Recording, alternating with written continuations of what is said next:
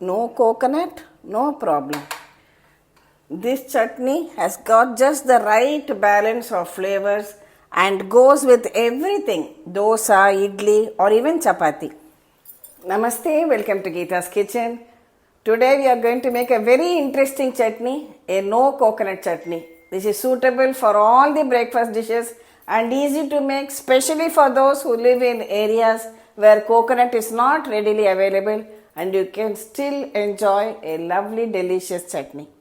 For making this chutney, I have taken 1/4 cup of roasted gram or chutney dal and 1/4 cup of roasted peanuts, a handful of the sambar onions or shallots, 1 green chillies, a few coriander leaves, a few mint leaves and then some curry leaves.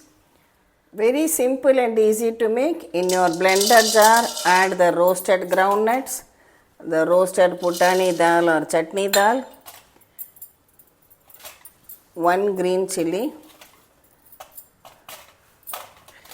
the coriander and mint leaves. As always, use the stalk of the coriander too for added flavor,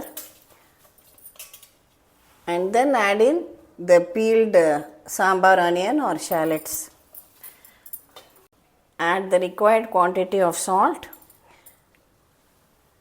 Just add in water as required and grind everything together into a smooth paste. Now for the tempering, heat a spoon of oil, add some mustard seeds.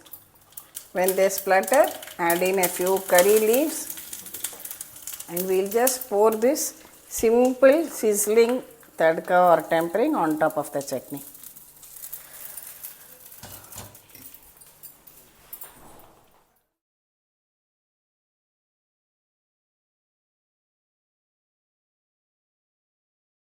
I am pairing this chutney with this delicious Pongal, which is really steaming hot, and we'll serve it with this chutney at the side. Wasn't that simple and easy? This chutney adds life to any tiffin. Absolutely flavorful, and it doesn't need any coconut at all, though it looks a lot like coconut chutney.